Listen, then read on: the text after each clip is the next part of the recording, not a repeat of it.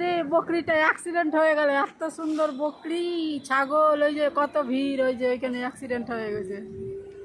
গাড়িওয়ালাটাকে ছেড়ে দিল তো। গাছটাতে পেয়ারা আছে, এই যে এটা পেয়ারা, দেখি পেয়ারাটা খেতে হবে, পেকে গেছে, পাখিতে খেয়ে নিয়েছে একটু।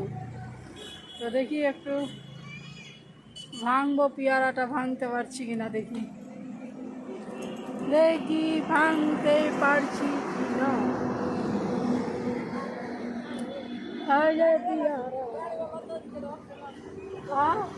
গাড়িটা টাকা দিয়ে দিলে, গাড়িওয়ালাটা টাকা দিলে।